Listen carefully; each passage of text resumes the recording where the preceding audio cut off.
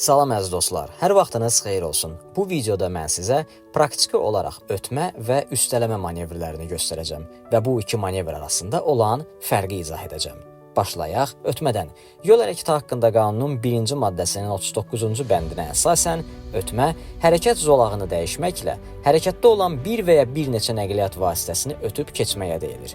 Çoxsu elə bilir ki, ötmə qarşı hərəkət zolağına çıxmaqla edilən manevrdir. Lakin bu fikir yanlışdır və Rusiya qanunvericiliyinə aiddir. Bizim qanunvericilikdə hərəkət zolağını dəyişməklə deyilir. Həmçinin bu qanunun 51.2-ci maddəsinə əsasən ötmə yalnız soldan icazəlidir. Yəni sağdan ötmək qadağandır. İstisna hal, əgər qarşıda gedən nəqliyyat vasitəsi sol dönmə siqnalını yandıraraq sola dönməyə başlayarsa, biz onu sağdan ötməliyik. Beləliklə, gəlin ötmə manevr edək. Qaydalara əsasən ilk öncə sol dönmə siqnalını yandırırıq, sonra zolağımızı dəyişirik və qarşıda gedən nəqliyyat vasitələrini soldan ötmüş oluruq. Bax, bu ötmədir. Bəs üstələmə və ya yandan keçmə nədir? Eyni səmtə gedən nəqliyyat vasitələrini zolaq dəyişmədən onlara nisbətən daha yuxarı sürətlə hərəkət etməklə ötüb keçməkdir. Əgər videoya təkrar baxsaq, görərik ki, biz zolaq dəyişmədən bizdən sağda olan nəqliyyat vasitələrini soldan üstələyirik və ya yandan keçirik.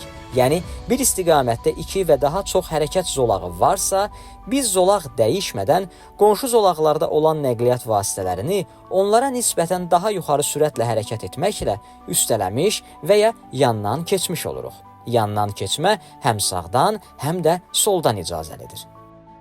Bu kadrda isə biz solda olan nəqliyyat vasitəsini öz zolağımızla hərəkət edərək sağdan üstələmiş oluruq. Anama deyil.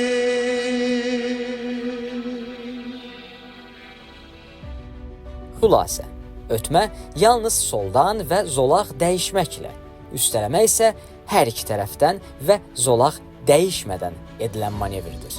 Belə, əziz dostlar, ümid edirəm sizlər üçün faydalı və maraqlı bir məlumat vermiş oldum.